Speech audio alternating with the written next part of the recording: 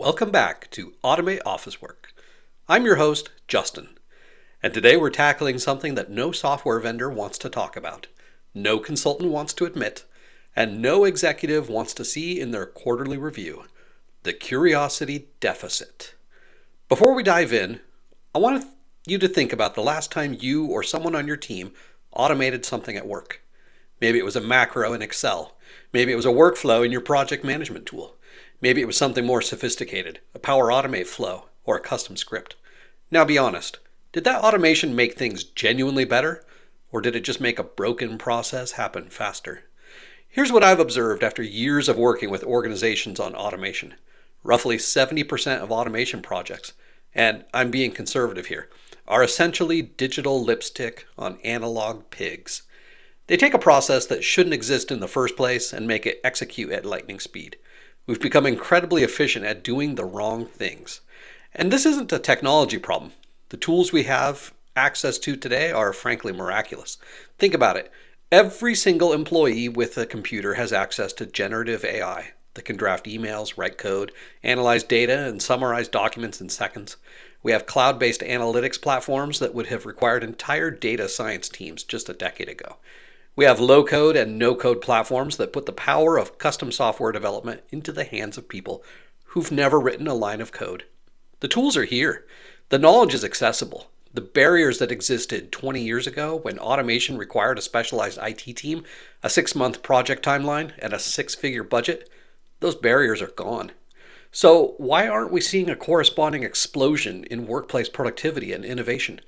Why are so many organizations still drowning in busy work? Why do employees still spend 40% of their time on tasks that add no value? Because the problem has fundamentally shifted. It used to be a problem of access. Who had the information? Who had the tools? Who had the technical knowledge? That was the bottleneck. If you could get your hands on the right software, the right data, the right expertise, you could make magic happen.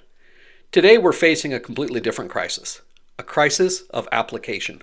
A crisis of judgment, a crisis of knowing what questions to ask before you start building. And at the root of this crisis is something I call the curiosity deficit. Let me read you a quote from Einstein that everyone knows but few people truly understand. Imagination is more important than knowledge, for knowledge is limited, whereas imagination embraces the entire world, stimulating progress, giving birth to evolution. When Einstein said this in 1929, knowledge was genuinely scarce. Access to information was limited. Libraries were gatekeepers. Expertise was concentrated in universities and research institutions. In that context, imagination, the ability to see beyond what was known, was the competitive advantage. But here's the twist. That quote is even more relevant today in an age when knowledge is abundant. When I ask an AI to explain quantum physics or write a Python script or analyze my company's sales data, knowledge itself becomes commoditized. The bottleneck shifts entirely to imagination, to curiosity, to the ability to ask the question that unlocks the answer. Our problem isn't that people can't find answers. Our problem is that people don't know what questions to ask. Or worse, they've been trained not to ask questions at all. The single greatest indicator of value creation in the modern workplace is not technical skill, not domain expertise, not years of experience. It's curiosity. It's the ability to look at a process everyone accepts as necessary and ask, but why do we do it this way? What if we didn't do it at all? And that is a trainable skill. It's not mystical. It's not genetic. It's a habit, and habits can be cultivated. So today, over the next couple hours, we're going to explore the curiosity deficit from every angle. We're going to look at the historical forces that created it. We're going to examine the organizational structures that reinforce it. We're going to dig into real-world case studies of companies that overcame it. And most importantly, we're going to give you a practical framework for cultivating curiosity in your own team, starting this week. This is the ultimate office automation, automating better thinking. Let's start with a fundamental question that underlies everything we're going to discuss today. Is innovation something you're born with, or is it something you can learn? The dominant culture narrative strongly suggests it's innate. We worship the mythology of the born genius. Think about how we talk about figures like Steve Jobs, Elon Musk, Marie Curie, or Leonardo da Vinci. We describe them as if they were struck by lightning, touched by some rare genetic gift that the rest of us simply don't possess. We use language like visionary and genius that implies these people have access to a cognitive realm the rest of us can't reach. And this narrative is incredibly seductive because it lets us off the hook. If innovation is genetic, if it's a rare gift bestowed on a chosen few, then the rest of us can stop trying. We can go back to our comfortable, incremental work and wait for the next Jobs or Musk to appear and save our organization. But I want to propose a radically different and deeply empowering idea. Innovation is not a talent, it's a consequence. It is the direct, predictable consequence of a disciplined, sustained habit of questioning, exploring, and connecting seemingly unrelated ideas. And that habit is entirely learnable. It's entirely growable. It can be systematically cultivated within any organization at any level. Let me give you a thought experiment. Think back to when you were 4 years old, or if you have young children, watch them for an afternoon. What do you notice? Every single child is born a scientist. They are relentless, tireless experimenters. They ask why 100 times a day. Why is the sky blue? Why do I have to eat vegetables? Why can't I fly? Why does water make things wet? They don't accept surface level explanations. When you give them an answer, they immediately ask, why again, drilling down to the root mechanism. This isn't a skill they learned. This is the default human operating system. We are born curious. We are born with an insatiable drive to understand how the world works. So what happens to that curiosity? Where does it go? It gets systematically, methodically trained out of us.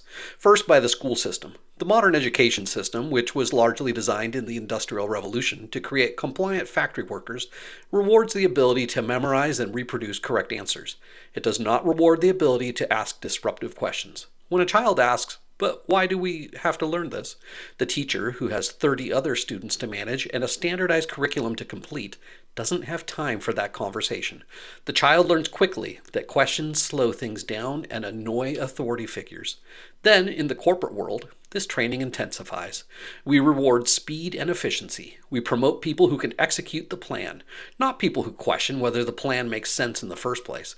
We've created organizational cultures where asking, why do we do it this way, can be interpreted as insubordination, or worse, as a sign that you don't understand the business. So we confuse innovation with some rare, unattainable genius, when in fact, it's often just untarnished childhood curiosity applied rigorously to a complex adult business problem. Let me give you a historical example that illustrates this perfectly. The Post-it note. In 1968, a scientist named Spencer Silver at 3M was trying to develop a super strong adhesive for the aerospace industry. He failed. What he created, instead, was a weak adhesive that could stick to surfaces, but was easy to remove. By conventional measures, this was a complete failure. The project was shelved. 6 years later, another 3M scientist named Art Fry was singing in his church choir and getting frustrated that his bookmarks kept falling out of his hymnal. And in that moment of frustration, he remembered Silver's failed adhesive. He wondered, what if we intentionally made a bookmark that sticks lightly and can be removed?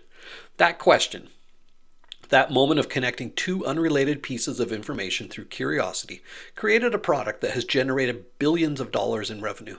Here's the key insight. Neither Silver nor Fry was a once-in-a-generation genius. They were both competent scientists working within a large organization. What made the difference was that 3M, at that time, had a culture that gave employees 15% of their work time to explore personal projects. They had structural permission to be curious. Fry himself has said in interviews that the idea wasn't a lightning bolt. It was the result of being in an environment where he felt safe to experiment, where failure didn't end careers, and where cross-departmental knowledge sharing was encouraged. The innovation wasn't magic, it was environmental. Now let's contrast that with a counterexample. In the 1970s and 80s, Xerox PARC, the research division of Xerox Corporation, invented nearly every foundational element of modern personal computing: the graphical user interface, the mouse, object-oriented programming, Ethernet networking, laser printing. This wasn't one innovation, it was a cascade of them. But Xerox, as a corporation, couldn't capitalize on any of it. Why? Because the leadership at Xerox headquarters, whose entire business model was built around photocopiers, couldn't ask the right question. They couldn't ask, what if the future of office work isn't about copying documents, but about not needing to copy documents at all because everyone has their own computer? Instead, they asked incremental questions like, how can we make our photocopiers 10% faster? How can we reduce the cost per copy? They optimized the existing paradigm instead of questioning it. Meanwhile, Steve Jobs visited Xerox PARC, saw what they had built, and asked a very different question. What if every person had one of these on their desk? That question led to the Macintosh, and eventually to Apple becoming one of the most valuable companies in history. Same technology, different questions, completely different outcomes. This brings us to the intellectual twist at the heart of this paradox. Your organization isn't suffering from a lack of smart people. It's not suffering from a lack of technical capability. It's suffering from a question deficit and a corresponding curiosity penalty. You have people in your organization right now who could solve major problems and create significant value, but they've learned through years of corporate conditioning that asking fundamental questions is dangerous. It makes you look ignorant. It slows things down. It challenges people who are more senior than you, so they stay quiet, and the curiosity dies. The good news is this: if curiosity is trained out, it can be trained back in, and that's exactly what we're going to explore. So if we're all born curious, if curiosity is the default human operating system, what specifically happens in organizations that kill it? What are the mechanisms, the structures, the cultural norms that systematically train people to stop asking why? I've identified 3 primary killers of workplace curiosity. Let's go through each one in depth. Killer number 1, the cult of efficiency. Modern management theory is obsessed with efficiency, and for good reason. Efficiency drives profitability. The faster you can complete a task, the lower your cost per unit, the higher your margins. This makes perfect sense when you're optimizing a well-understood, stable process. But here's the problem. Our entire professional reward structure has become built around speed and efficiency, even when it's inappropriate. You are praised for closing tickets quickly. You get positive performance reviews for finishing projects ahead of schedule. You're rewarded for minimizing drag, for being a low-maintenance employee who just gets things done without making waves. And what does asking questions do? It slows things down. It introduces variability and complexity. It requires meetings and discussions, and sometimes uncomfortable conversations. Let me give you a concrete example.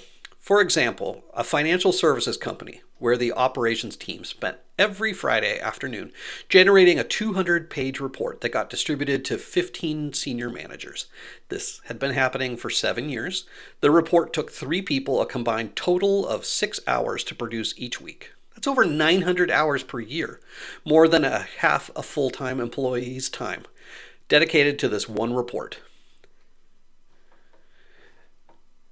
The team set out to automate the report. That was the assignment. Make this process faster. The team could have done it. They could have built a beautiful automated system that generated that report in 15 minutes instead of 6 hours.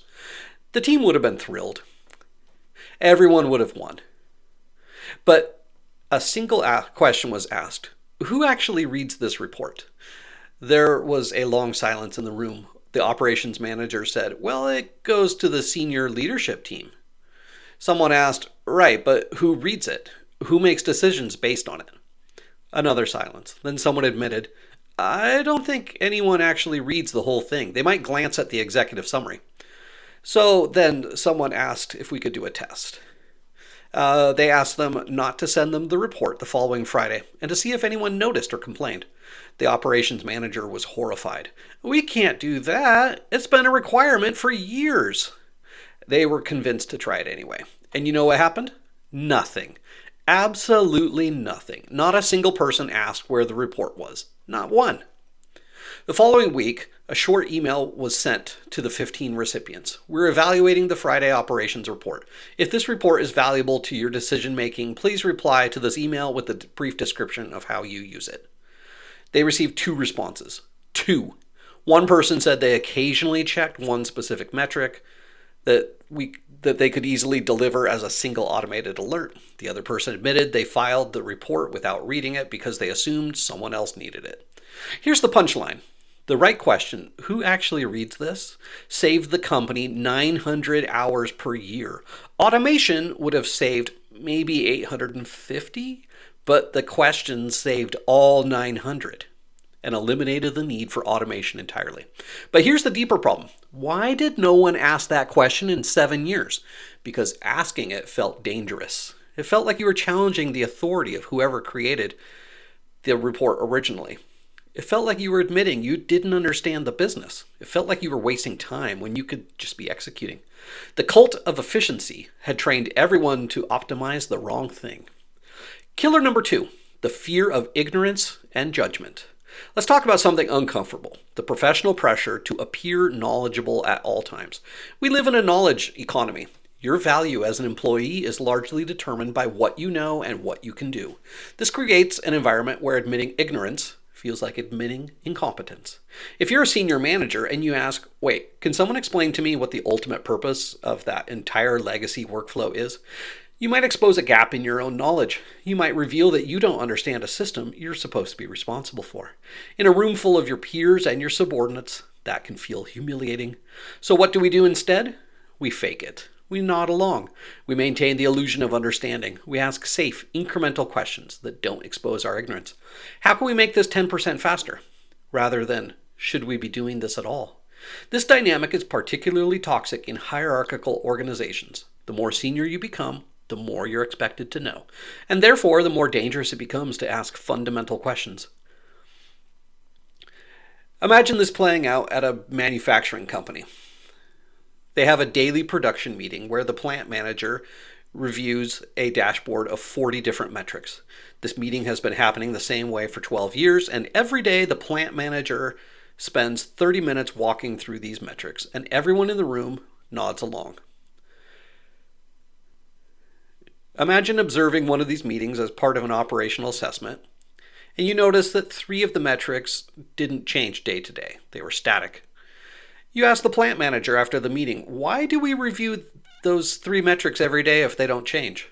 He pauses. Then he admits, I actually don't know what those metrics measure. They were on the dashboard when I took over this role, and I assumed they were important, so I kept reviewing them. Here's a senior leader running a facility with 200 employees spending 30 minutes every single day reviewing metrics he doesn't understand because he's afraid to ask. Think about the courage it takes to say in front of your entire team, I don't understand this. Can someone explain it to me? That's not ignorance, that's intellectual honesty. But our professional culture has made it feel like weakness. The irony is that the smartest people I know, the genuine experts, are the quickest to say, I don't know. They understand that knowledge has boundaries, and they're comfortable operating at those boundaries. It's the insecure, the frauds, the people desperately maintaining an illusion of competence who never ask questions. Killer number 3, automation as a shield.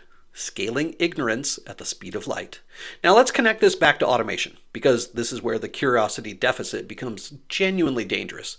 When you combine the cult of efficiency with the fear of ignorance, and then you add powerful automation tools into the mix, you get a perfect storm. People using technology to scale broken processes without ever asking if those processes should exist. Automation becomes a shield, a way to demonstrate productivity and technical sophistication without doing the hard, uncomfortable work of asking fundamental questions. Let me tell you about a healthcare administration company scenario. They had a process where patient eligibility data from insurance companies would come in via fax. Yes, fax in 2023. And then a team of 5 people would manually enter that data into their system. It was mind-numbing work. High error rate, high turnover. So they decided to automate it. They brought in an OCR solution with machine learning to read the faxes and automatically populate the database. It was technically impressive. It reduced the manual entry time by 80%. Everyone celebrated. The IT director got an award. But here's what no one asked. Why are we still receiving eligibility data via fax when every insurance company has an API that provides this data in real time? The answer, when finally asked, was because that's how we've always done it. 15 years ago, faxing was the standard. The insurance companies had since moved on offering API access. No one at this healthcare company had bothered to check. They'd automated the manual entry of faxed data instead of eliminating the fax entirely. The right question would have eliminated the entire problem, but asking that question requires you to admit you don't understand the current process well enough to know if it's still necessary. It requires you to slow down. It requires you to potentially make your boss, who designed the original fax-based process, look bad. So instead, they automated ignorance, they scaled a broken process, and they felt good about it because they had embraced technology. This is the nightmare scenario of the curiosity deficit: organizations full of smart, capable people using sophisticated tools to do the wrong things very, very efficiently. Here's the principle we need to internalize. A question is not a sign of weakness. It's a declaration of intellectual engagement. It's the first step toward genuine improvement, and avoiding questions doesn't protect you from ignorance. It guarantees it. To understand how we got here, how we created organizations that actively suppress curiosity, we need to take a brief detour through the history of management theory. Because the curiosity deficit isn't an accident. It's the logical consequence of over a century of management philosophy that optimized for the wrong things. The Taylor era: efficiency as the ultimate virtue. Let's go back to 1911. Frederick Winslow Taylor publishes The Principles of Scientific Management, and it becomes one of the most influential books written on business. Taylor's core insight was that you could dramatically improve productivity by breaking complex jobs down into simple, repeatable tasks, timing those tasks, and optimizing every movement.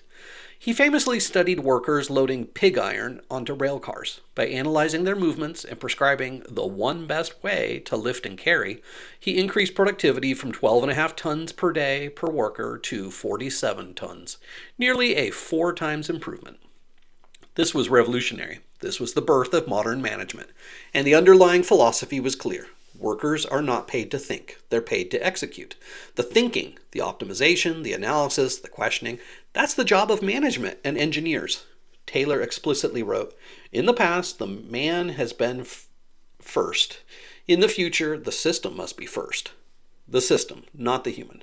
The process, not the person. Now, in the context of early 20th century manufacturing, this made sense. You had a largely uneducated workforce doing manual labor. Optimization through standardization created enormous value. But here's the problem. Taylor's philosophy became embedded in the DNA of management education. It became the default operating system, and we never updated it, even as the nature of work fundamentally changed. The bureaucracy trap. Weber and the rationalization of everything. Around the same time, Max Weber was developing his theory of bureaucracy. Weber argued that organizations should be structured as rational, hierarchical systems with clear rules, division of labor, and impersonal relationships. The goal was to eliminate favoritism, inconsistency, and irrationality. And again, this created enormous value. Bureaucracy was a huge improvement over feudal systems where decisions were arbitrary and based on personal relationships. But bureaucracy has a dark side. It privileges process over outcome. It creates situations where following the rules become more important than achieving the goal. It makes organizations rigid and resistant to change. I'll give you a perfect model example of bureaucracy killing curiosity. Imagine a federal government agency. They identify a process where the department was collecting the same data from citizens that another department had already collected, causing enormous frustration for applicants who had to submit the same information twice. One member proposed a simple solution: set up a shared database so both departments could access the data. The technology was trivial, the cost was minimal, the benefit to citizens was obvious. They spent 18 months trying to get approval. They had to fill out forms documenting the problem, then more forms proposing the solution. Then they had to get sign-off from a department head, the other department head, the IT security team, the legal team, the data privacy officer, and 3 different oversight committees. At one point, they were told that the solution couldn't be approved because it wasn't listed in the department's 5-year strategic plan, which had been written before they had identified the problem. Eventually, they gave up. The duplicate data collection still happens. Citizens are still frustrated. Everyone in the system knows it's stupid. But the bureaucracy has created a situation where asking the question, why don't we share this data, and attempting to fix it is actually more painful than just accepting the broken process. This is Weber's rationalization gone wrong. The system has become more important than the purpose. The knowledge economy paradox, when the old rules break. Fast forward to the late 20th century. We transition from a manufacturing economy to a knowledge economy. The nature of work fundamentally changes. Instead of moving physical objects, we're processing information. Instead of manual labor, we're doing cognitive work. Peter Drucker, who coined the term knowledge worker in 1959, understood that this required a completely different management approach. He wrote, "The most important contribution management needs to make in the 21st century is to increase the productivity of knowledge work and knowledge workers." But here's the problem. We tried to apply industrial era management techniques to knowledge work. We tried to measure knowledge workers the same way we measured factory workers. We created time tracking systems, productivity metrics, and standardized processes for work that is inherently non-standardized. And this created a profound paradox. Knowledge work requires creativity, judgment, and contextual understanding. But our management systems reward speed, consistency, and rule following. We're asking people to be creative within a system designed to eliminate creativity. A study by Teresa Amable at Harvard Business School tracked the daily work lives of 238 knowledge workers across 7 companies and found something startling. The organizational practices that managers believed enhanced creativity, things like time pressure, financial incentives, and competition, actually suppressed it. What actually drove creative breakthroughs was progress on meaningful work, autonomy, and sufficient time for exploration. But most organizations do the opposite. They increase time pressure, they add more metrics and oversight, and they reward people for executing tasks rather than questioning whether the tasks matter. The digital acceleration, tools outpacing culture. Which brings us to today. We've entered an era where the pace of technological change has dramatically outstripped the evolution of organizational culture. Consider this timeline. Email became widespread in organizations in the late 1990s. Smartphones arrived in the mid-2000s. Cloud computing matured in the early 2010s. And now in the 2020s, we have generative AI that can automate cognitive work in ways that would have seemed like science fiction just 5 years ago.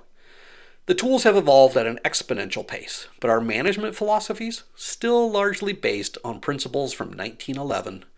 We're trying to run 21st century knowledge organizations with 20th century management structures built on 19th century philosophical foundations, and it's not working.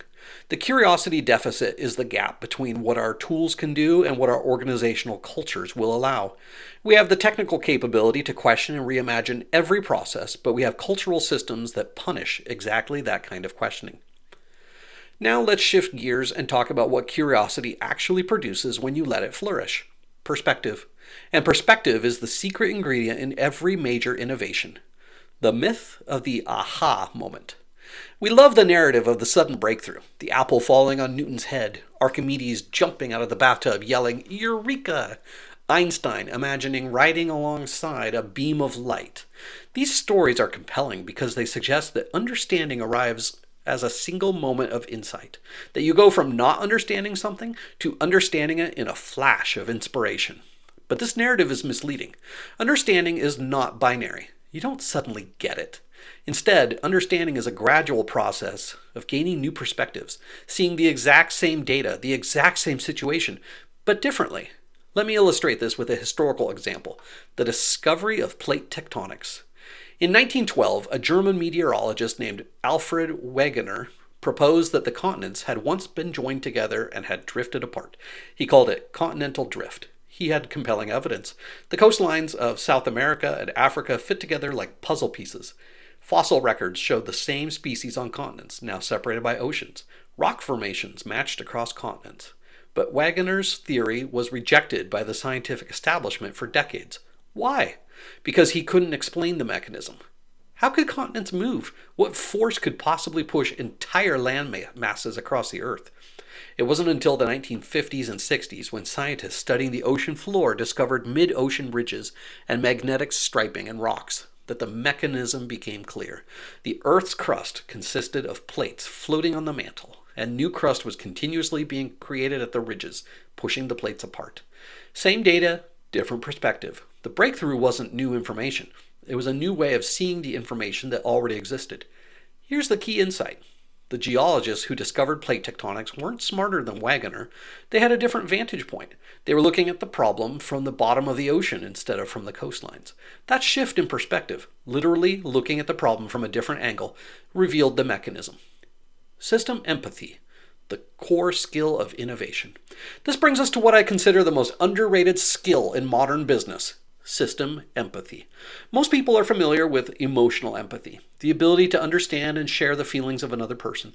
But system empathy is different. It's the ability to experience a process or system through the eyes of different stakeholders, to see it from multiple vantage points simultaneously. Let me break down the key perspectives you need to cultivate. Perspective 1, the customer/end user.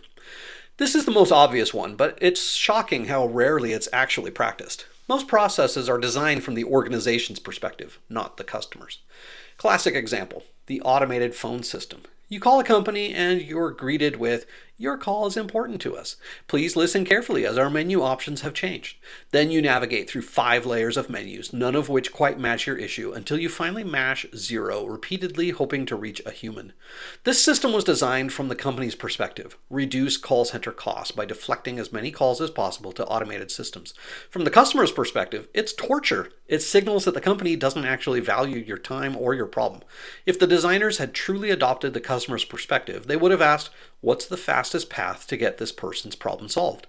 And the answer might have been, give them 3 simple options and a direct path to a human. Perspective 2, the data.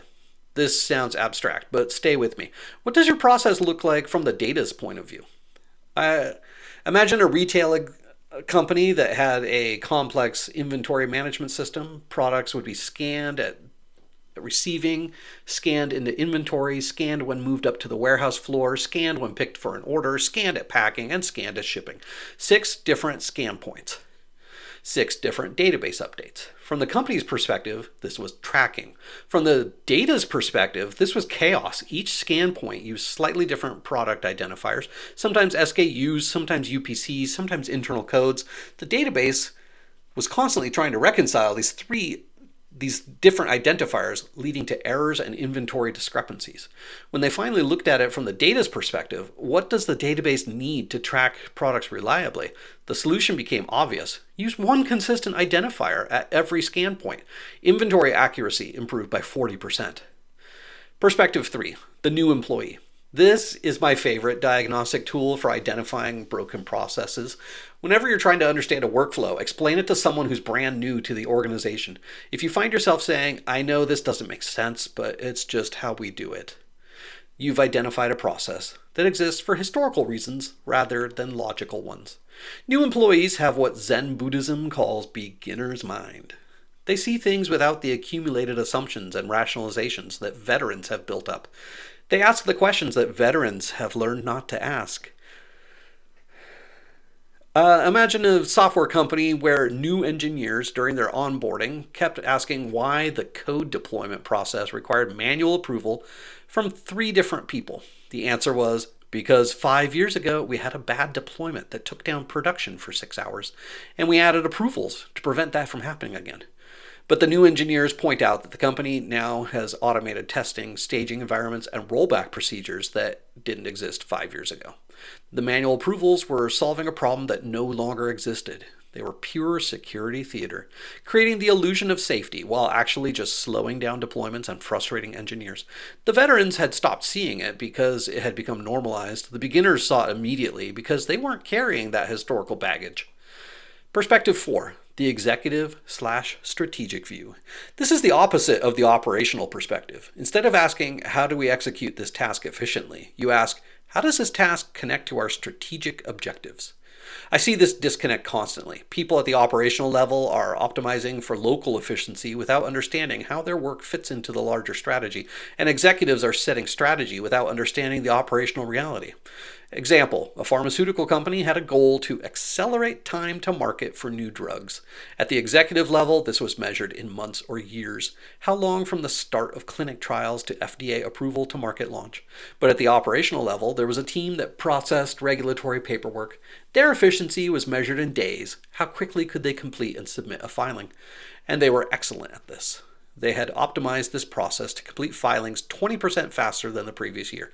But when someone finally connected the operational perspective to the strategic perspective, they realized something startling. The speed of completing filings had 0 impact on time to market. The bottleneck wasn't paperwork processing, it was waiting for responses from regulatory agencies. The team was optimizing the wrong thing. If they had spent their time building better relationships with regulatory agencies or developing a system to proactively address common questions before they were asked, they could have actually impacted the strategic goal. But they were measured on a metric that didn't matter. The convergent point, where perspective meets, solutions emerge. Here's the intellectual breakthrough. When you can view a problem from multiple perspectives simultaneously, the optimal solution becomes obvious. It's the point where all those perspectives converge. Think of it like triangulation. With one data point, you can't determine a position. With 2 data points, you can narrow it down to a line. But with 3 or more data points from different angles, you can pinpoint an exact location. Same with problem solving. If you only have the operational perspective, you'll optimize the wrong thing. If you only have the customer perspective, you might create a great experience that's economically unsustainable. But when you can hold multiple perspectives at once, customer, data, strategic, operational, the solution space collapses to a single obvious answer. This is what Steve Jobs was brilliant at. He could simultaneously think like an engineer, what's technically possible, a designer, what's aesthetically beautiful, and a customer, what's intuitively usable. That convergence of perspectives is what made products like the iPhone feel inevitable in retrospect, even though they were revolutionary at the time. And this is a skill you can practice. It's not mystical, it's disciplined empathy. So we've established that curiosity is learnable, that our organizations actively suppress it, and that perspective is the key to innovation. Now comes the practical question. How do we actually build an organization that cultivates curiosity instead of killing it? I want you to stop thinking about innovation as a lightning bolt and start thinking about it as a botany problem. You're not waiting for rare genius to strike. You're creating the conditions, the soil, the water, the sunlight, where curiosity can grow. We need to build what I call a curiosity greenhouse, a deliberately designed organizational environment where questioning is safe, where exploration is valued, and where perspective shifting is systematically encouraged. This requires 3 fundamental organizational shifts. Let's go deep on each one. Shift 1, structural permission to explore, the time budget. Curiosity needs time, it needs space, it needs permission, and it needs to be explicitly carved out and protected because the default forces of any organization will always push toward immediate execution and short-term efficiency. The moment exploration has to justify itself with an immediate ROI, it stops being true exploration. It becomes disguised execution. Let me give you the gold standard example, 3M's 15% rule. Starting in 1948, 3M gave engineers permission to spend 15% of their work time, roughly 1 day per week, working on projects of their own choosing, unrelated to their assigned work. No approval needed, no business case required, just exploration. This policy directly led to the Post-it note, as we discussed earlier, but it also led to masking tape, Scotch tape, and dozens of other products that generated billions in revenue. The ROI on that 15% investment is incalculable. But here's what most companies miss when they try to copy this. 3M didn't just give permission, they created protection. Managers weren't allowed to reclaim that 15% when projects got busy. It wasn't a nice to have, it was a structural requirement. Without that protection, the policy would have been meaningless. Google famously tried this with their 20% time policy, and it worked for a while. Gmail came out of that 20% time. But as the company matured and faced more pressure to hit quarterly targets, managers started reclaiming that time. It became an unofficial policy that you could only use your 20% time if all your real work was done, which meant it never got used. The lesson: you can't just announce permission. You have to structurally protect it from the gravitational pull of execution pressure. Here's how you can implement this in your organization at whatever level of control. The Curiosity Hour Mandate. Block out 4 hours per week. I recommend Thursday afternoons as protected exploration time.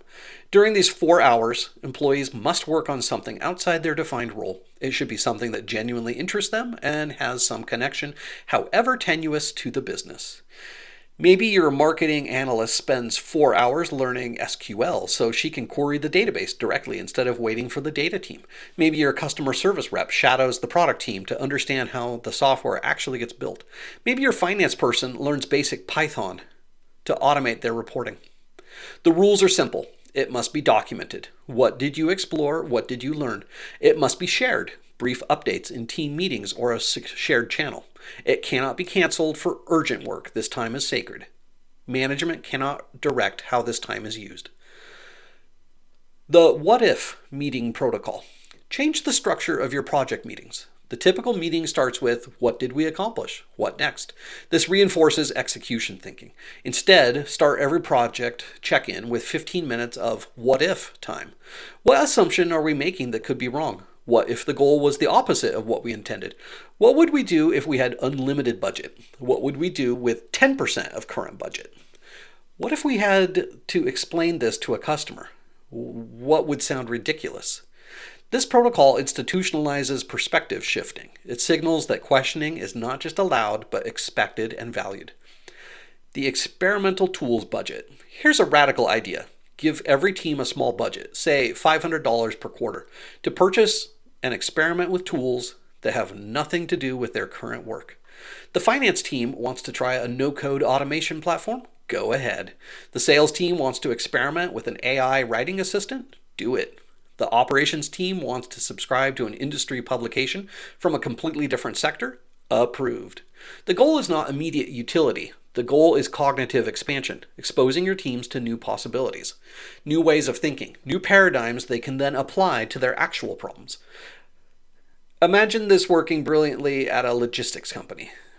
They gave their warehouse operations team $500 to buy something interesting.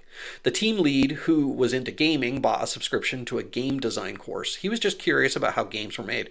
3 months later, he proposed gamifying the workhouse picking process, creating a point system, leaderboards, and achievement badges for pickers. Productivity increased by 15%, but more importantly, turnover dropped by 30% because the work became more engaging. That $500 investment returned hundreds of thousands of dollars in value, but it would never have happened if the company had required him to justify the expense with a business case up front. Shift 2, valuing the intelligent future, the penalty box. Let me tell you about one of the most toxic dynamics in modern organizations, the universal punishment of failure. If the penalty for trying something novel and failing is career damage, budget cuts, or even just mild embarrassment in front of your peers, no one will ever take risks. They'll stick to optimizing the known flawed process because that's safe. We need to completely reframe how we think about the failure, and this starts with making a critical distinction that most organizations miss. Not all failures are equal. There are two fundamentally different types of failure. Stupid failure, repeating the same mistake multiple times. Ignoring known best practices or established data, failing due to carelessness or poor execution, not learning from the failure. Example, a team deploys code to production on Friday afternoon without testing it, crashes the system, and then does the exact same thing 3 months later. That's stupid failure. It's failing to learn. In contrast, intelligent failure. Trying a novel approach to a genuinely difficult problem, operating at the boundary of current knowledge, learning something new and valuable from the unexpected outcome, immediately documenting and sharing what was learned. Example, a team tries a completely new approach to customer onboarding, hypothesizing it will reduce churn. It doesn't work. Churn actually increases slightly. But through careful analysis, they discover that customers who complete a specific action in their first week are 5 times more likely to stay. They pivot based on that insight and successfully reduce churn by 20%. That's intelligent failure. They learned something valuable that they couldn't have learned any other way. Here's the organizational principle. Stupid failure requires correction and discipline. Intelligent failure requires celebration and promotion. The failure report. At Amazon, Jeff Bezos famously instituted a practice where teams that tried ambitious projects that failed would present failure reports at leadership meetings. But these weren't punishment sessions. They were learning sessions. The team would present what we hypothesized, what we tried, what actually happened, what we learned that we didn't know before, how we'll apply this learning going forward. And if the failure met the criteria for intelligent failure, novel approach, genuine learning, immediate sharing, the team would often receive additional resources to pursue the next iteration. This sent a powerful signal. We value learning more than we punish failure. You can implement a version of this at your level. Create a monthly learning from failure session where teams share experiments that didn't work out. Make it clear this is not a blame session, it's a learning session. And crucially, give recognition, formal or informal, to teams that try ambitious things even if they don't work. The pre-mortem protocol. Here's another technique from behavioral psychology. Before starting any significant project, conduct a pre-mortem. The setup is simple. Imagine it's 6 months from now and the project has failed spectacularly. Now, working backwards, write down all the reasons why it failed. This sounds pessimistic, but it's incredibly valuable. It gives everyone permission to voice concerns and identify risks without seeming like they've been negative or unsupportive. And it often surfaces critical assumptions that the team hadn't questioned. A software company once was about to launch a major platform redesign.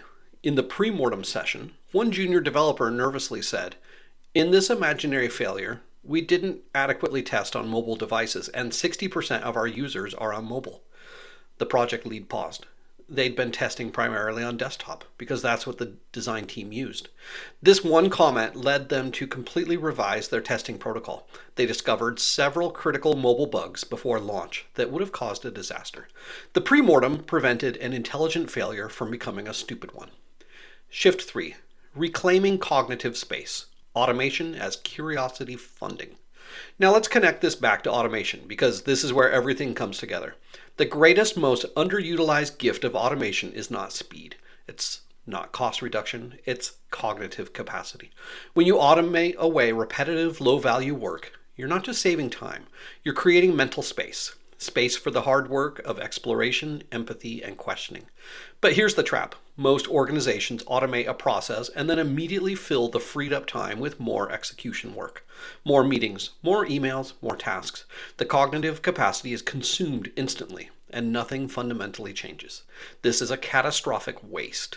Think of automation as funding. Every hour you save through automation is an hour you can invest in curiosity, in questioning, exploring, and reimagining.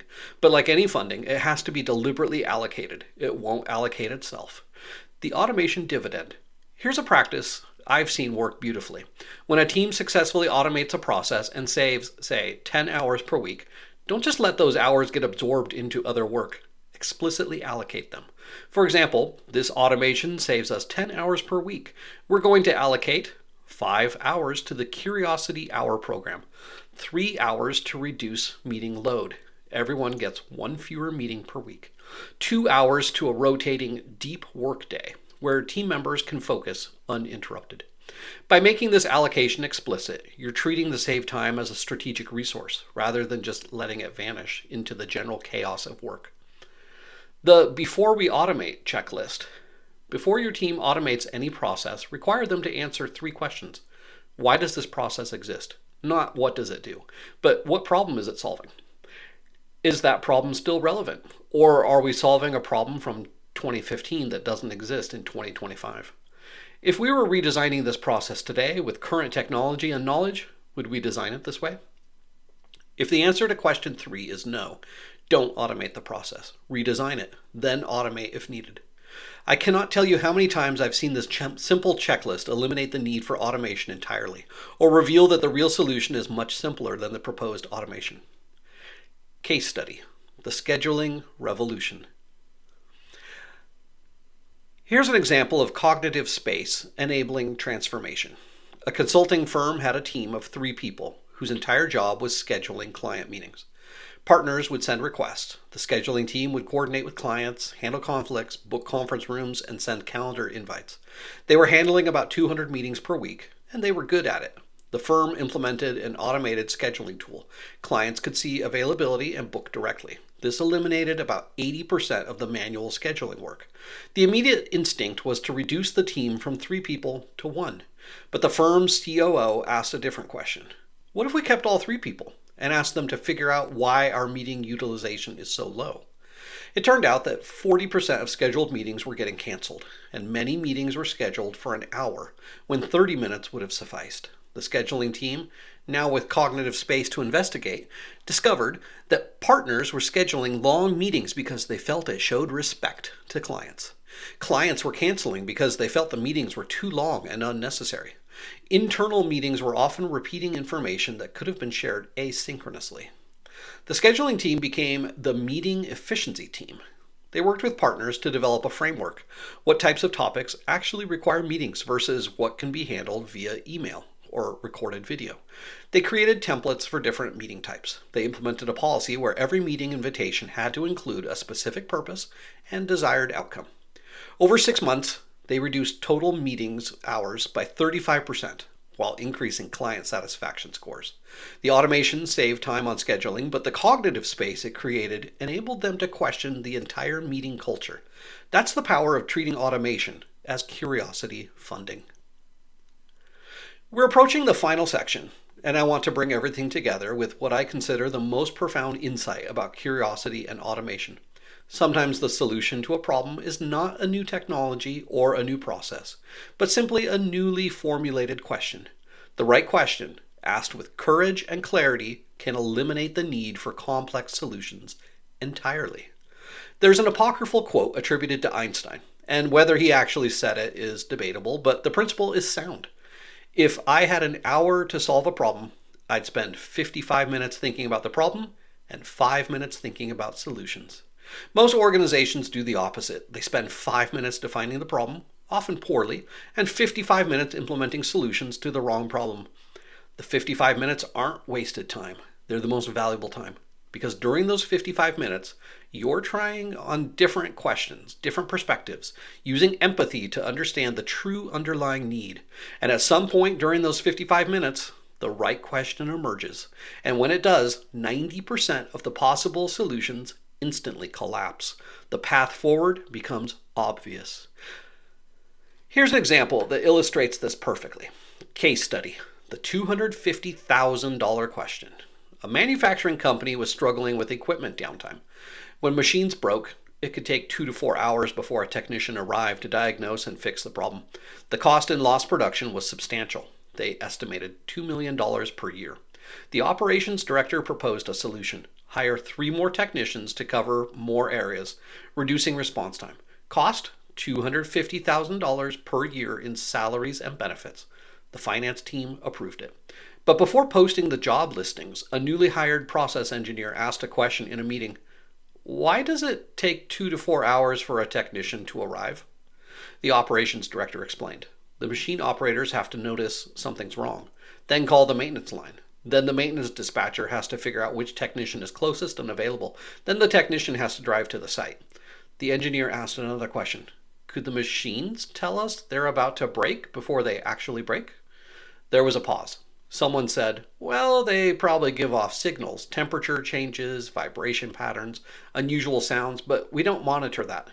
The engineer asked, why not? Another pause. The answer was, because that's not how we've done it historically.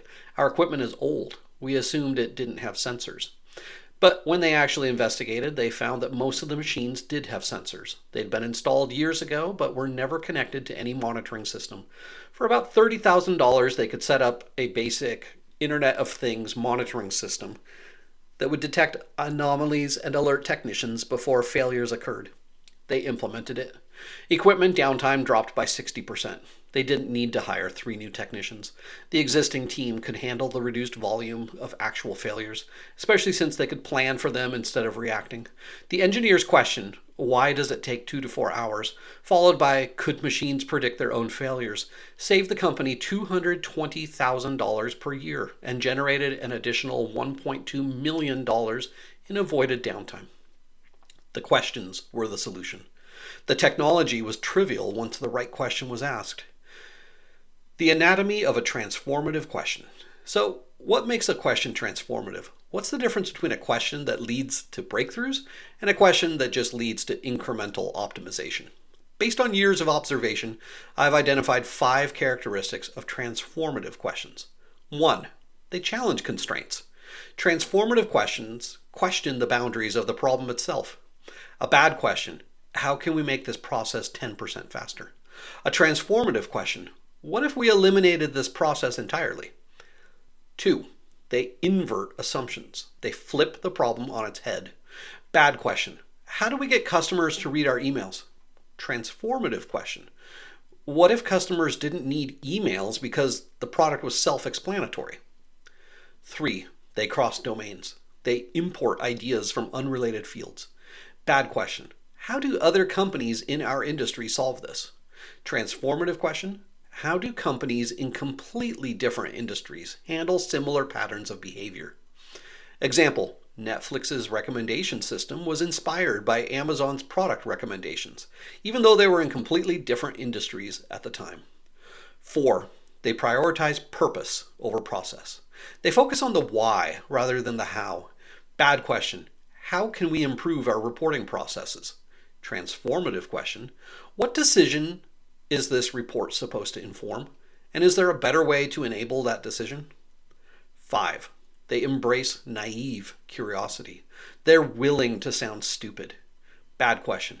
How can we optimize the established workflow? Transformative question. Why do we do it this way at all?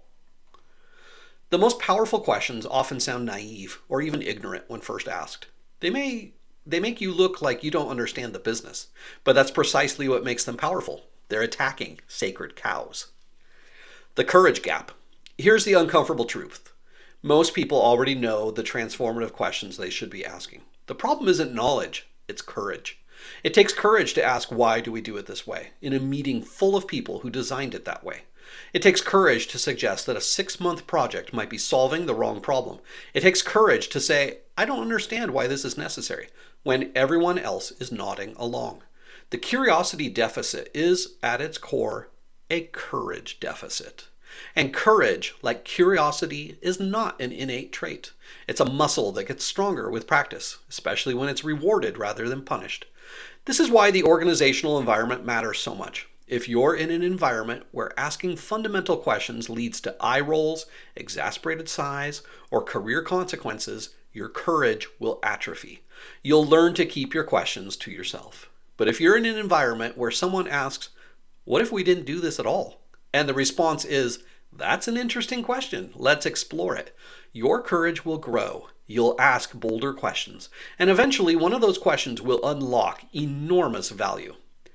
The question inventory exercise. Here's a practical exercise you can do with your team this week. Set aside 1 hour. Bring your team together. Put up a big whiteboard or shared document and ask everyone to list the questions they have about your work that they've been afraid to ask.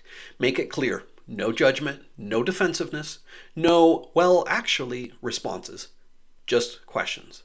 You'll be amazed at what surfaces, like, why do we send this weekly report when I've never seen anyone reference it? Why can't customers do this themselves instead of calling us? Why do we use 3 different systems when they all do basically the same thing? Why is this approval process necessary when the approver just rubber stamps everything? These questions have been percolating in people's minds, sometimes for years. They've just never felt safe to voice them.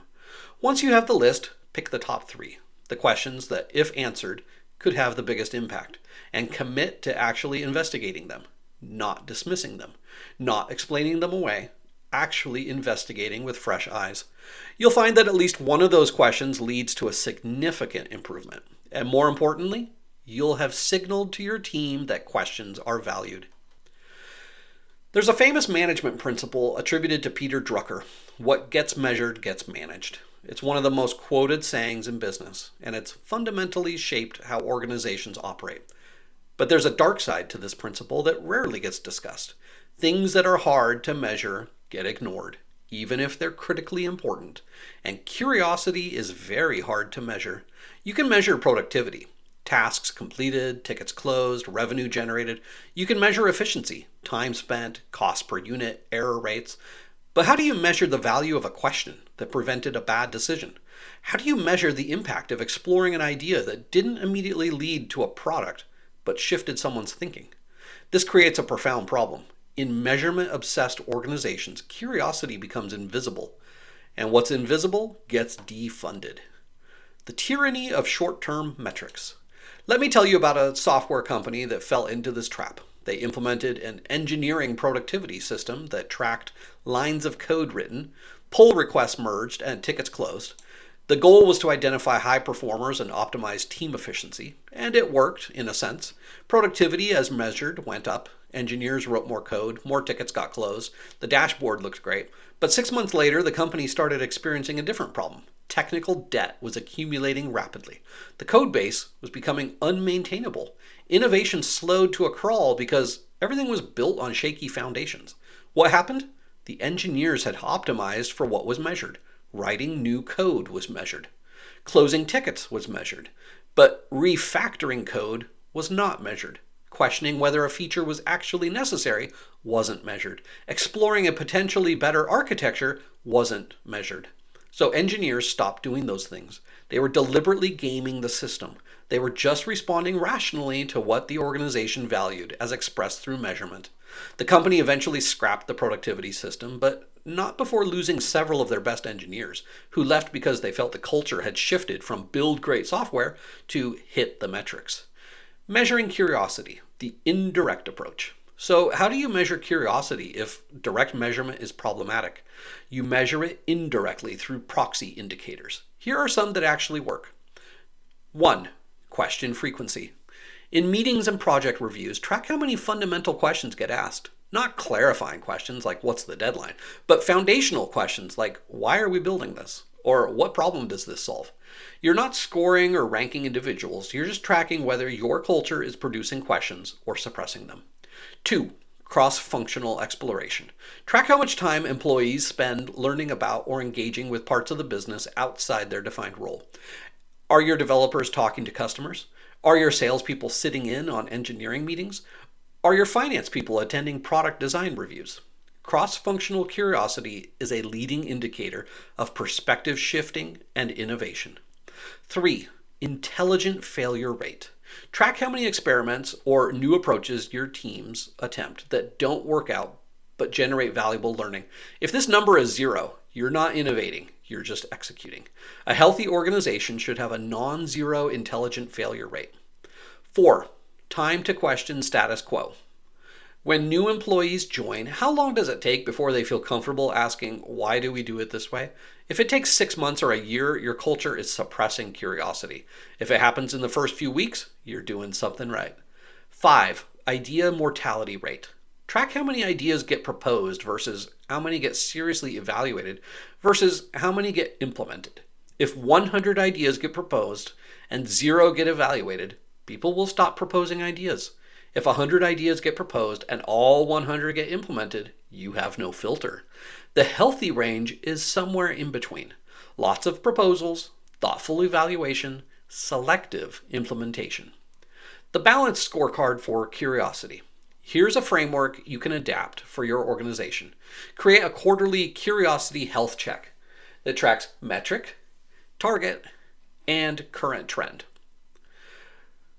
A metric like average fundamental questions per meeting, the target could be 2 to 3. A percentage of employees engaging in cross-functional learning could be 30% or more. Documented experiments, including failures, perhaps 10 plus per quarter. New employee, first time to question, less than 2 weeks could be good. And lastly, ideas evaluated per ideas proposed, perhaps 20 to 40%. The specific numbers matter less than the trend. Is curiosity increasing or decreasing in your organization? Are people asking more questions or fewer?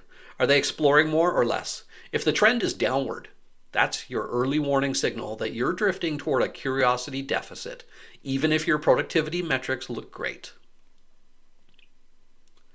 Let's look at some examples of organizations that successfully cultivated curiosity and the results they achieved. Case study 1, Pixar's Brain Trust. Pixar Animation Studio has one of the most remarkable track records in creative industries. They've produced hit after hit for decades. How? One key mechanism is something they call the Brain Trust. When a movie is in development, the director presents their work in progress to a group of experienced directors and storytellers. This group, the Brain Trust, then provides candid feedback. But here's the crucial element. The Brain Trust has no authority. They can't mandate changes. They can only ask questions and offer observations. The director retains full creative control. This structure encourages honest, curiosity-driven questions without the power dynamics that usually suppress them. Someone in the Brain Trust can say, I don't understand why this character makes this decision. without the director feeling attacked or defensive, because there's no threat of forced changes.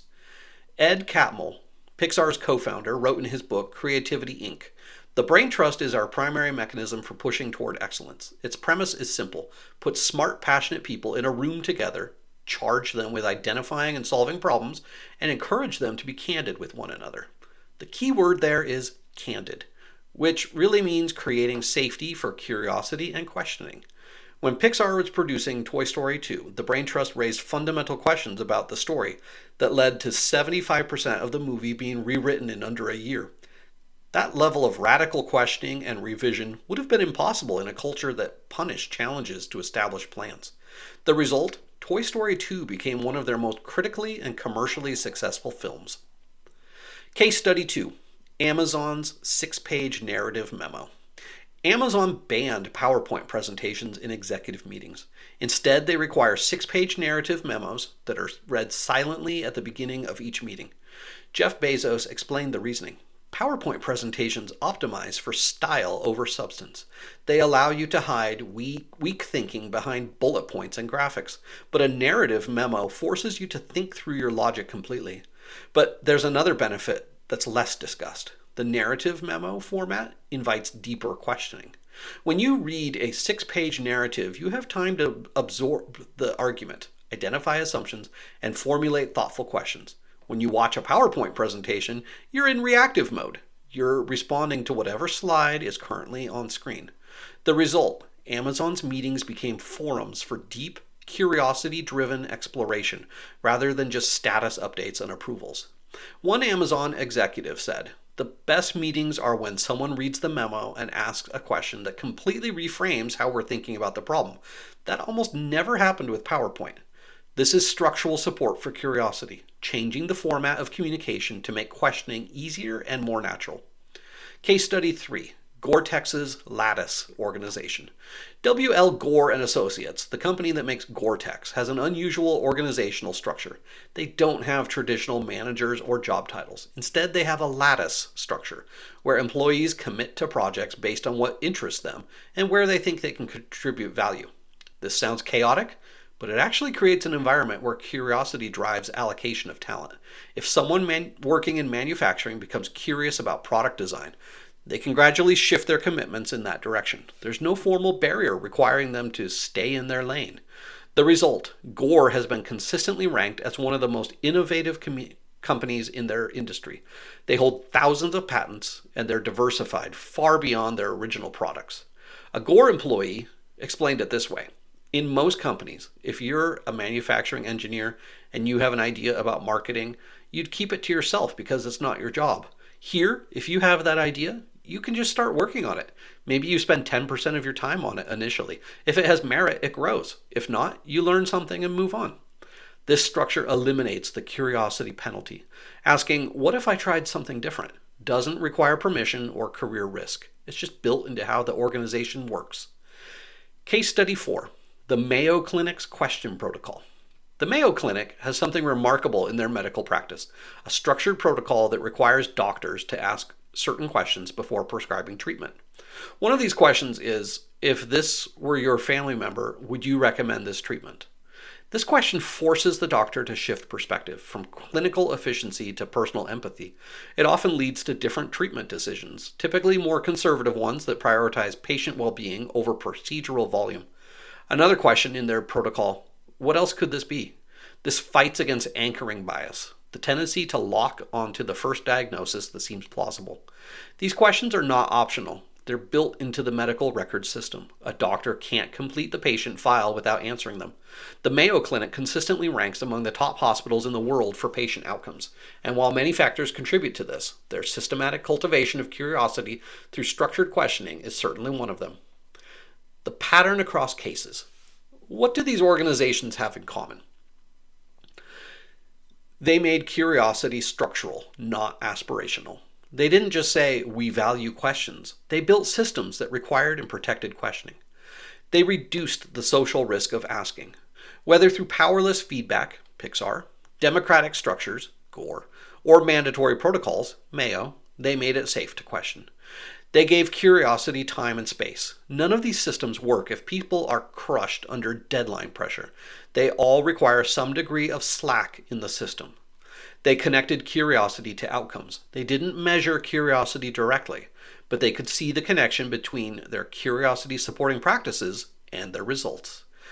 These aren't theoretical frameworks. These are practical, proven approaches that delivered real business value. We're coming to the end of our time together, so let me bring this all home with you with what you need to do next. The core insight. The curiosity deficit is the defining challenge of the modern workplace. We have unprecedented access to tools, data, and knowledge, but we've created organizational cultures that suppress the one thing that makes all of that power useful: the ability to ask transformative questions.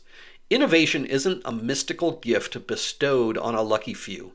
It's the predictable outcome of persistent curiosity applied systematically over time. And curiosity isn't magic. It's a cultivatable habit. But cultivation requires deliberate effort. Left alone, organizations naturally drift toward curiosity suppression because curiosity is inherently inefficient in the short term. Questions slow things down. Exploration feels unproductive. Perspective shifting creates ambiguity. So if you want to overcome the curiosity deficit, you have to swim against that current. You have to make deliberate choices that protect and reward curiosity, even when it feels inefficient. Your action plan this week. Here's what I want you to do in the next 7 days. Day 1, the question inventory. Gather your team. Spend 1 hour creating a list of questions people have been afraid to ask. No judgment, no defensiveness, just questions. Pick the top 3 most important questions and commit to investigating them. Day 2, the process audit. Pick one task you do regularly that feels painful or wasteful. Apply the before we automate checklist. Why does this process exist? Is that problem still relevant? If we designed this today, would we design it this way? Document your answers. Share them with your team or your manager. Day 3, the perspective exercise. Take one problem you're currently working on. Spend 30 minutes writing down how this problem looks from 5 different perspectives. Your customer's perspective, your CEO's perspective, a new employee's perspective, the data's perspective, and a competitor's perspective. Where do these perspectives converge? That's where your solution likely lives. Day 4, the Curiosity Hour pilot. Block out 4 hours on your calendar this week. Label it exploration time. Use it to learn something outside your defined role but connected to your work. Document what you learned. Share it with one other person. Day 5, the meeting reformation. In your next project meeting, start with 15 minutes of what if time. Ask the team, what assumption are we making that could be wrong? What if the goal was the opposite? What would sound ridiculous to explain to a customer? Document the insights that emerge. Make this a regular practice. Day 6, the intelligent failure recognition. Identify one experiment or attempt your team made recently that didn't work out as expected. Frame it as an intelligent failure. What did we hypothesize? What actually happened? What did we learn that we didn't know before? How will we apply this learning? Share this with your team. Celebrate the learning, not the failure itself. Day 7, the automation dividend allocation. If your team has recently automated something or saved time through any improvement, explicitly allocate that saved time. Don't let it get absorbed into general chaos. Decide how much goes to curiosity exploration, how much to reduced meeting load, how much to focused deep work. Your action plan this month. Over the next 30 days, implement one structural change. Option 1, institute curiosity hours. Block out 4 hours per week for every team member as protected exploration time. Make it non-negotiable. After 30 days, have each person share one insight they gained. Option 2, create a question-safe space. Designate one meeting per month as a question everything meeting, where the explicit goal is to challenge assumptions about how you work. No defensiveness allowed, just honest exploration. Option 3, implement the pre-mortem. For your next significant project or decision, run a pre-mortem session before you start. Imagine it failed spectacularly. Work backwards to understand why. Use those insights to improve your plan. Option 4, Start measuring curiosity. Create a simple quarterly scorecard tracking questions asked per meeting, cross-functional exploration time, experiments attempted, and time for new employees to ask their first challenging question. Just start tracking. Awareness creates change. Your action plan. This quarter, over the next 90 days, tackle the culture. Redefine success metrics.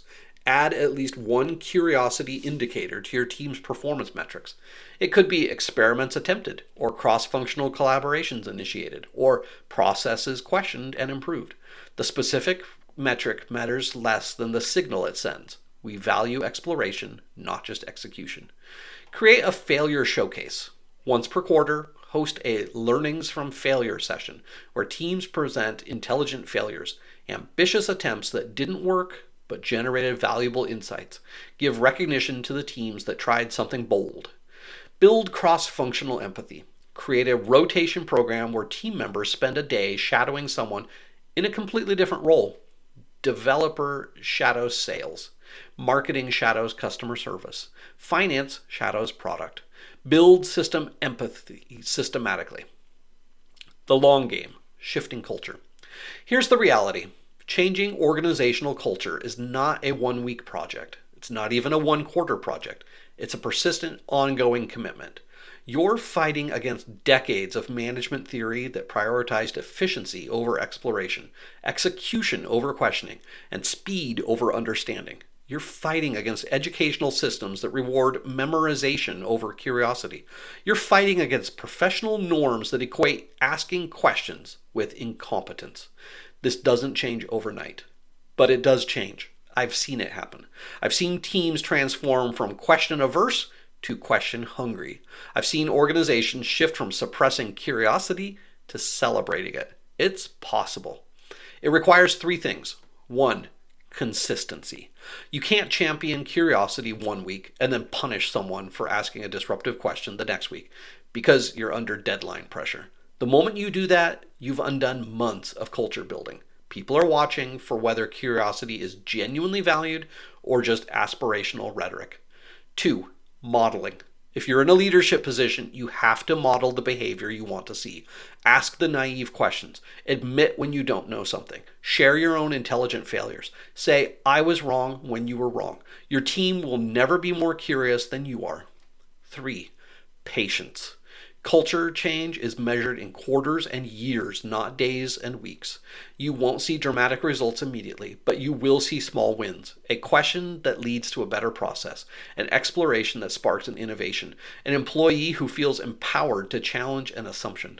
Celebrate those small wins, build on them, and trust that compound interest applies to cultural change just as it does to financial investment. The ultimate competitive advantage. Let me leave you with one final thought.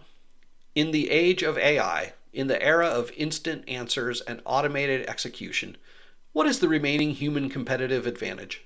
It's not knowledge. Machines have better memory and faster access to information than we do. It's not speed of execution. Machines can automate routine tasks faster than humans can perform them. It's not even creativity in the sense of generating variations. AI can produce thousands of designs, headlines, or code variations in seconds. The remaining human advantage is the ability to ask the question the machine hasn't thought of yet. The question that requires empathy for stakeholders the machine doesn't know exist. The question that challenges assumptions the machine doesn't know are assumptions. The question that connects domains in ways the machine hasn't been trained to connect. That's what curiosity gives us. That's our edge.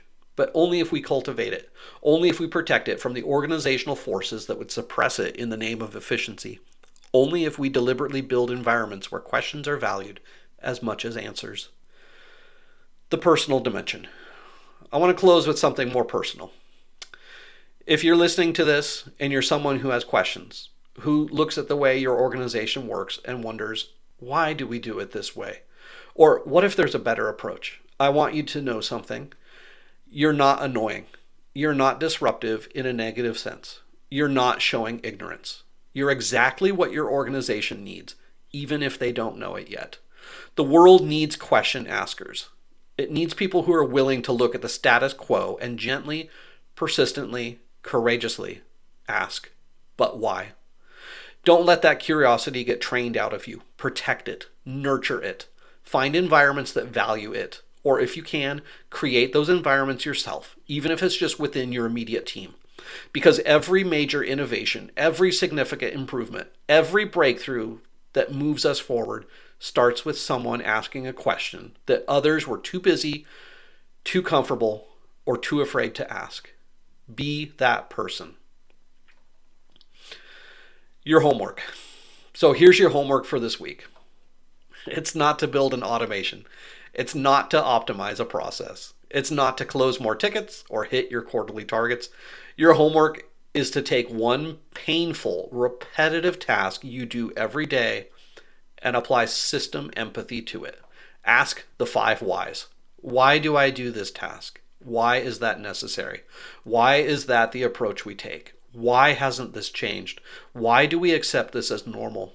Force yourself to look at that task through the eyes of the person who hates it the most, the customer who is affected by it, the executive who is furthest removed from it, and the new employee who would find it completely baffling. Write down what you discover. Share it with one other person. Ask them for their perspective. Don't search for answers yet. Just search for better questions. Because once you find the right question, the question that reframes the problem, that challenges the core assumption, that shifts the perspective, the automation, the solution, the value will follow naturally. The question is the answer. The curiosity is the strategy. The willingness to not know is the foundation for real knowledge. Final thoughts. We started this episode by talking about the paradox of modern work. We have more tools than ever, but we're not seeing corresponding increases in innovation and value creation. We have a crisis of application, not a crisis of access. At the root of that crisis is the curiosity deficit, the systematic suppression of questioning in favor of execution, the prioritization of speed over understanding, the fear of looking ignorant over the courage to learn. But this deficit is reversible. Curiosity is learnable. It's cultivatable. It's growable within any organization through deliberate structural and cultural choices. You can build a curiosity greenhouse. You can create space for exploration. You can reframe failure. You can model questioning.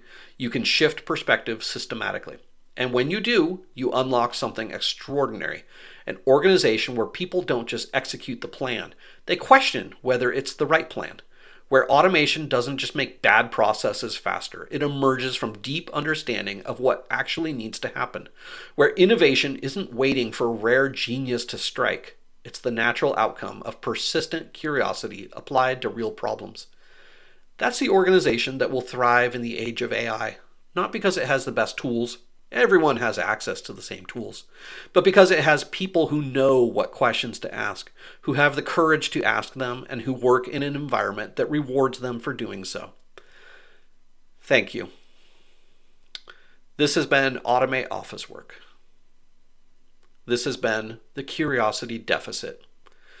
Thank you for spending the last couple of hours with me exploring these ideas. Thank you for being someone who asks questions, who thinks deeply, who wants to build better systems and better organizations. The world needs more curious people. Be one of them. If this episode has resonated with you, share it with someone else in your organization who's fighting the good fight, who's trying to make work better, who believes that the right question is more valuable than 100 mediocre answers. And if you implement any of the practices we discussed today, the curiosity hours, the question inventory, the pre-mortem protocol, the failure showcase, I'd love to hear about it. Share your story. Share what worked and what didn't, because we're all learning together, and the best insights come from the collective wisdom of people actually doing this work. Until next time, stay curious, keep questioning, keep exploring, keep building organizations that are worthy of the incredible humans who work within them. This has been the Curiosity Deficit. Go forth and wonder, and happy automating.